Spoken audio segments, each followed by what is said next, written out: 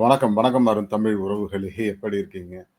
OPS சசிகலாவை ஒருபோதும் சேர்க்க முடியாது அப்படின்னு எடப்பாடி பழனிசாமி அவர்கள் திட்டவட்டமாக நேற்று பத்திரிகையாளர்களிடம் சொல்லியிருக்காரு.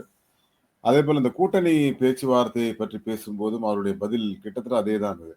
ஏங்க கூட்டணிங்கிறது என்னங்க? தேர்தல் நேரத்துல பேச வேண்டிய ஒரு டாபிக். அத எப்ப பார்த்தாலும் நீங்க யார் கூட கூட்டணி, யார் கூட கூட்டணின்னு கேட்டுட்டே இருக்கீங்களே அப்படின்னு சொல்லி கொஞ்சம் கடுமையாகவே பேசினார் எடப்பாடி பழனிசாமி அவர்கள் அப்படிங்கிறது எல்லாருக்குமே தெரியும். பட் என்ன பொறுத்தவரைக்கும் அவரு சரியா தான் சொல்லியிருக்காரு. கூட்டணிங்கிறது அதாவது அப்படின்னா எல்லாம் ஒரே கட்சியா இருந்துட்டு போலாமே! அப்படிங்கிற மாரி ஒரு விஷயத்த சொன்னாரு. அதேபோல திமுக கூட்டணியிலும் சில சலசலப்புகள் இருக்கு. வேல்முருகன் யாரோட கூட்டணி சேர போறாரு அடுத்தது அப்படிங்கிற மாரி ஒரு செய்தி. பாமக திமுகவை நோக்கி வருகிறதா அப்படிங்கிற ஒரு கேள்வி. ஆ திருமாவளவன் திமுகவை விட்டு கீழ போறாரா அடுத்தது அப்படிங்கிற ஒரு கேள்வி. இப்படி பல சம்பவங்கள் ஒவ்வொன்றாக பார்க்கலாம். அதுக்கு முன்னாடி உங்களுடைய கருத்துக்கள்